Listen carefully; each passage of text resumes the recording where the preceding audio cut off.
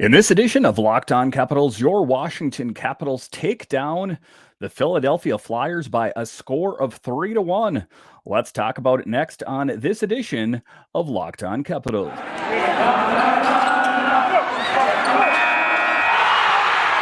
Your Locked On Capitals, your daily podcast on the Washington Capitals, part of the Locked On Podcast Network, your team every day.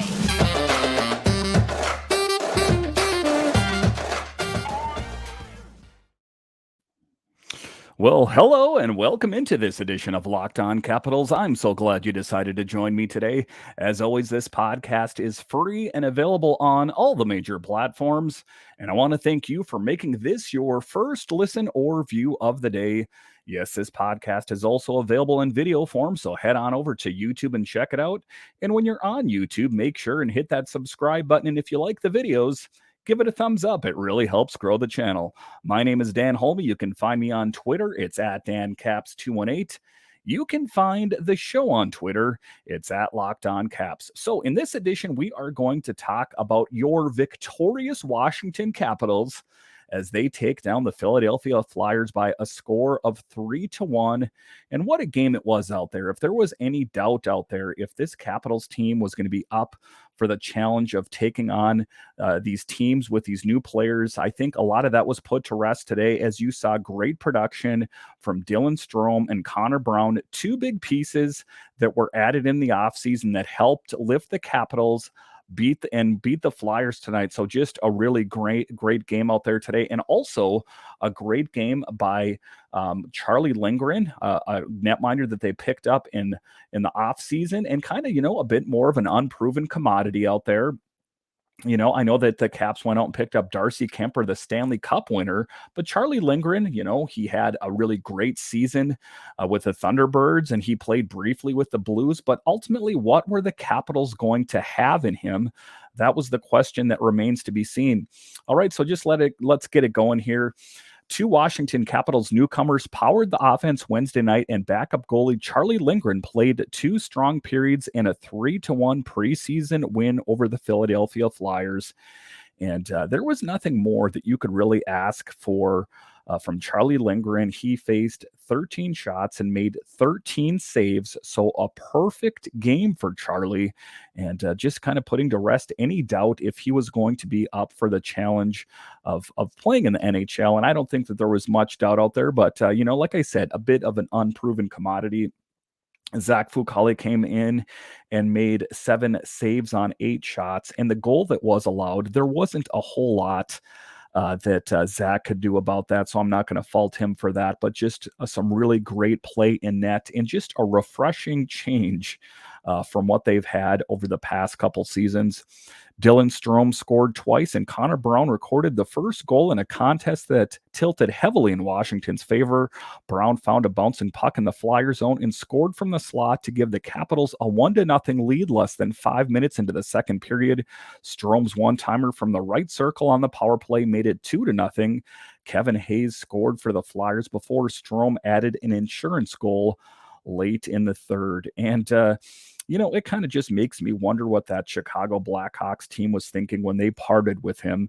Dylan Strome is a great player and is ostensibly going to fill the spot of Nick Backstrom out there. And I think that, for Caps fans, it was a good sign to see him get some really great play out there because, Nick Backstrom has some big shoes to fill out there. And it does seem like, Dylan Strome will be up for the job. The Capitals' next preseason game is Friday against the Red Wings in Detroit. And here are some of the big takeaways from the game. The goals by Brown and Strome eased some offensive worries.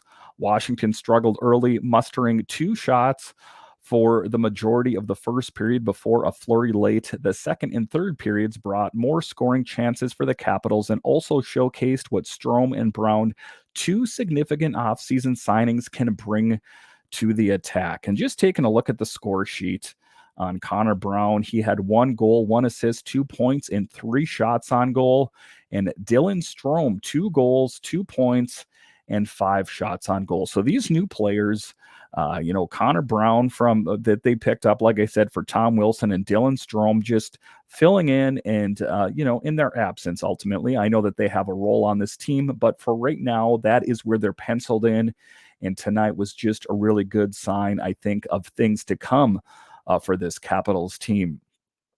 I thought they were good all night. Coach Peter Laviolette said of the pair, their whole line with Joe Snively was really good. They worked, they got good skill, they complemented each other, and they brought a lot of speed. I thought Brownie did a good job at dogging pucks. Stromer was around the puck all night, really good. And, if you can get glowing reviews like that from your head coach, you are definitely doing something right. And I don't think anyone could walk away from that game last night and think to themselves, man, that was a poor Caps team out there. I would be hard pressed, and I think fans out there would be hard pressed to find any fault with that Caps team last night. And it was a good sign, I think, of things to come. With Nick Backstrom and Tom Wilson out to start the season, Washington will look to add offensive production to its top 2 lines. Brown and Strome are likely to occupy those lines, with Strome looking to build on his career best 22 goals last season with Chicago. Brown was 20 goals scored for Toronto during the 16-17 season. He had 10 goals last season with Ottawa. And, just a real promising sign, like I said, for the Caps out there, as they were able to pick up a win tonight, a preseason win, albeit. But, there was already some people after the first preseason game, kind of doubting them. And, oh my gosh, what does this Caps team have? Are they going to be good enough, with this aging team? Are they going to be good enough? They went out and they added these big players, but are they going to be good enough without Tom Wilson and Nick Backstrom? So like I said, I think that it kind of just put a lot of fans to ease to see the really great play from some of the two newest additions to the team, and Dylan Strome and Connor Brown. And I think just really a positive sign for things to come. All right, so after the break here, we are going to talk about the play from Charlie Lindgren, what a great job he did, and what other notes there were from the game. We'll talk about that next.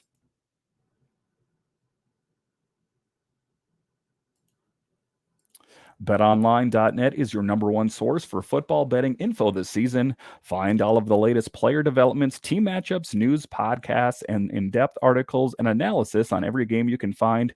And as always, BetOnline remains your continued source for all your sports wagering information, with live betting and up-to-the-minute scores for every sport out there. The fastest and easiest way to check in on all your favorite games and events, including MLB, MMA, boxing, and golf. Head to betonline.net or use your mobile device to learn more about the trends in action. Bet Online, where the game starts. All right, welcome back into this edition of Locked On Capitals, where it's your team every day. In this episode, we are talking about your Washington Capitals as they take down the Philadelphia Flyers by a score of 3-1, with great production by two additions in the offseason and Connor Brown and Dylan Strome. But one other great addition was Charlie Lindgren, and he played very well tonight. There isn't a competition for the backup goaltender role, but Lindgren still needs to prove himself. General manager Brian McClellan said Lindgren, 28, appeared in just 5 games last season with the St. Louis Blues, but is entering his 7th NHL season. He will see a healthy amount of action as Darcy Kemper's backup. And, I don't know, I got to think that Darcy Kemper is going to carry a bulk of the mail for this team. But, you will see Charlie inserted in those games where there's back-to-backs or that kind of thing. And it's something that I've spoke of kind of all summer, is that Darcy Kemper is a bit prone to being bit by the injury bug. So it is good that they have a solid backup netminder in Charlie Lindgren. And I hope that, Darcy Kemper can play through the duration of the season. Don't get me wrong, but it's assuring to have a really solid backup, and I believe that they do have that in Charlie Lindgren. So it was a good sign to see him have a perfect game tonight. On Wednesday night, Lindgren made his preseason debut. He stopped all 13 shots he faced in 40 minutes. That was exactly how I would want my first game to go, getting the feel of the puck again, seeing game action, so I didn't think my job was too hard tonight, Lindgren said. I thought our guys did an awesome job. Obviously, it's a good way to build a little bit of confidence. Zach Fucale played the final period. Lindgren's night was highlighted by his first period save on Wade Allison, who tried a backhander in front. Beyond that, Lindgren went largely untested. And I think that what he did face out there, I think that he did a really good job. And like I said, that was the big question mark. As we went into free agency this past summer, was what were the Capitals going to do in that? Were they going to stick with Ilya Samsonov and Vitek Vanacek? It seemed highly improbable, but there was always the possibility that they would do that because they're always trying to save money, and this Caps team is always cap strapped. So there was the possibility of that. If you were going to ask me in the offseason what I thought was going to happen, I thought that they were going to stick with Ilya Samsonov just because he was drafted higher. And I didn't think it was too possible that they were going to part with both their netminders, being as that they had, control of both of their rights. But as we headed towards free agency, and I found out that Brian McClellan and the Capitals did not extend a qualifying offer to Ilya Samsonov or Vitek Vanacek, I knew that change was coming. And then the rumor mill started swirling out there that, the Darcy Kemper, Stanley Cup winning Darcy Kemper of the Colorado Avalanche was that the Avalanche weren't going to re-sign him to a new contract, that, maybe there was a chance that he would come to Washington. And a lot of the pundits and talking NHL heads said that it would be, not, too likely for him to come to the Capitals. But alas, he did it. He signed a 5-year deal. And now, certain things were solidified.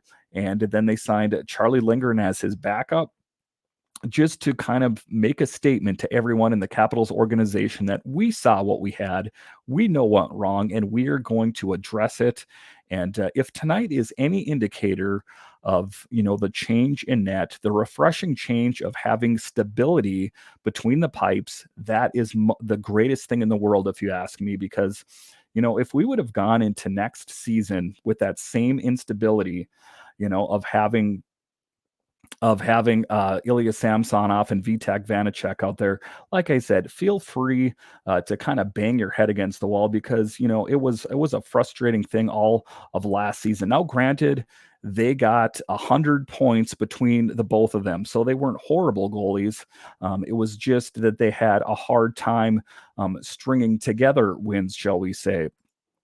So a stronger Alexei Protas 6'6", 225-pound forward, entering his second NHL season, has impressed during camp. He's noticeably bigger and stronger than he was last year, and his speed and physicality have stood out at the first 2 preseason games.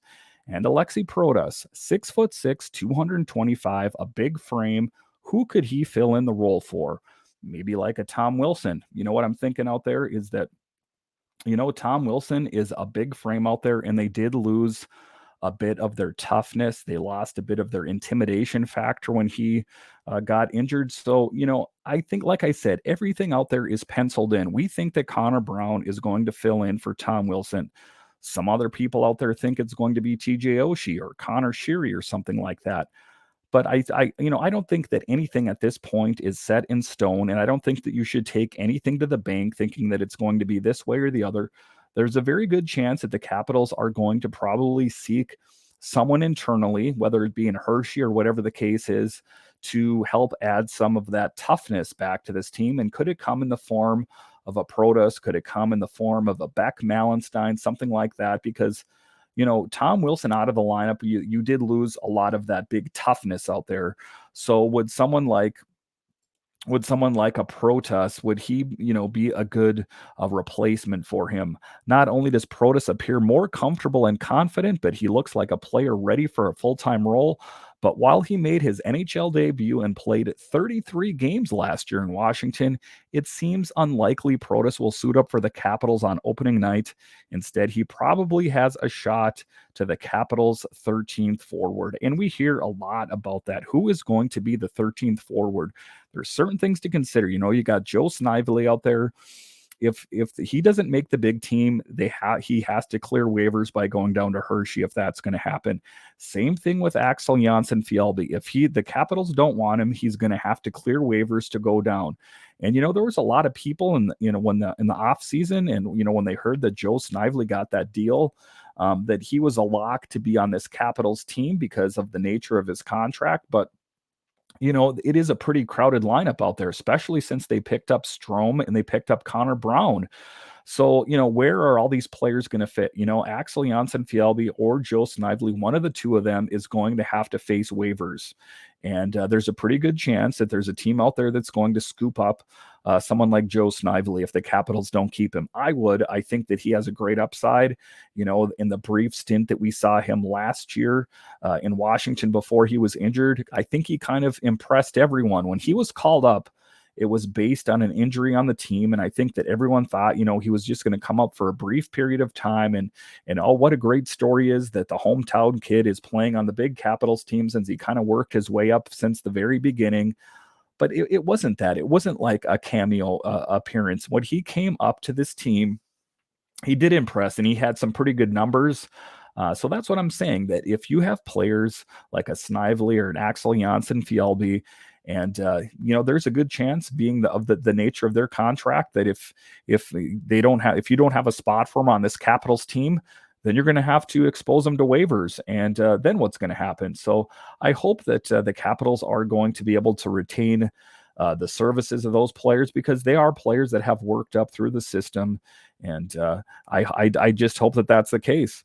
Against the Flyers, Protas looked quicker and faster. He said last season that he was working on his skating. He's great. It looks like I don't want to say bigger because he's a big boy, forward TJ Oshie said, but it looks like he got a little stronger over the offseason. He's working hard out there. He looks more comfortable in this camp as far as making plays. Doesn't seem very jittery. And, that's an easy thing to happen when you're playing up on the big team here, that, you got the big lights looking at you and the high expectations and who you're playing with. If you're playing on the ice and you got Alex Ovechkin and Nick Backstrom and Kuznetsov out there, that might make me a little bit jittery too. So I think that since he's gone past that, he's comfortable with this group of players. I think that he will be just fine going forward here. So after the break here, we are going to continue to talk about the Capitals and what players are going to make this lineup at the end of the day. There is going to be some tough questions that need to be answered, and a lot is yet to be determined. There's 2 games of preseason played so far, and they're going to be playing the Red Wings next. So I think it's kind of a fluid situation, and it's going to be interesting to see who makes this team once we have game 1 here in the future. All right, so after the break, we will talk about what players will crack this roster next. All right, welcome back into this edition of Locked On Capitals, where it's your team every day. In this episode, we are talking about your Washington Capitals as they take down the Philadelphia Flyers by a score of 3-1. So one of the other players that I talked about earlier was Axel Janssen-Fjällby, and where does he fit into this team? Does he have a spot?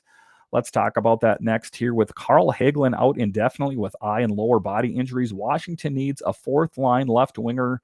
When Hagelin suffered his eye injury in March, the Capitals recalled Axel Janssen-Fjällby from Hershey. Their American Hockey League affiliate. Washington saw Janssen-Fjällby as Hagelin's short-term replacement on the 4th line and potentially as a long-term solution too. Janssen-Fjällby ended up playing in 14 games for the Capitals, but did not suit up for the postseason. And one of the things that I like about Fjällby is his speed. He's quick up and down the ice. And, in this league that is getting younger and faster, to have someone like Axel on the team, I think it's only beneficial. This season, Janssen Fjällby has yet to emerge as an option for the fourth line spot. Janssen and Sherry have occupied that left wing role during training camp, with Janssen Fjällby cycling in only once during practice. His assets include speed and penalty kill. And, those are some very big positive things that you need on this Capitals team. Because, like I say, they lack a little bit of that youth and speed. And Axel Janssen Fjällby could be a good option there. So it's going to be interesting to see where these players fit in. I've heard some people say that Connor McMichael, and I think I saw it on NHL Network, that they were having Connor McMichael playing on the fourth line left wing, kind of the spot where Axel Janssen Fjällby should be slated to play. But, I think that Connor McMichael, and he has said as much, is that he prefers to play center. Where will Connor McMichael fit ultimately? Some people say he will challenge Dylan Strome for that second line position. Dylan Strome, I don't think it'll be from a lack of talent from Dylan Strome. We saw it on full display tonight. He played an amazing game. But there is flexibility in that position, being that Dylan Strome can play center or wing. So you have some flexibility out there. It's just going to be a battle for certain roles out there. We know that Alex Ovechkin is going to be top line left wing, and we know that Kuznetsov is most likely going to be the top line center, and so on and so forth. But the other positions on the lineup are a little bit more fluid, shall we say. And it's going to be interesting to see where they fit. I'm glad that they were able to take care of the situation in net because, last season, let's face it, it was one of the seasons where we never really knew who was going to start in net. Was it going to be Samsonov or Vanacek? So for them to have taken care of that situation is a good feeling for me. But, I guess it's a good problem, if there's such a thing as a good problem, is to have so much talent. Hendrix Lapierre came into this camp, and, I think to a certain extent, he probably knows that he's not going to crack the big team. I think that Hendrix Lapierre would be best served playing for Hershey because he would get more playing time. I think the worst thing that could happen to him right now to kind of stunt his growth would be to have him on the big team sitting in the press box or, healthy scratch or whatever the case may be. So I think that Hendrix Lapierre will be in Hershey. Connor McMichael will break the team. Where he fits in, is he going to be one of the depth players? Is he going to be one of the guys that cycles in and out of the lineup? I guess that remains to be seen, but like we were talking about there's a lot of guys that want to make the team. You got Snively, you got Axel Janssen Fjällby, and there's only so many positions available.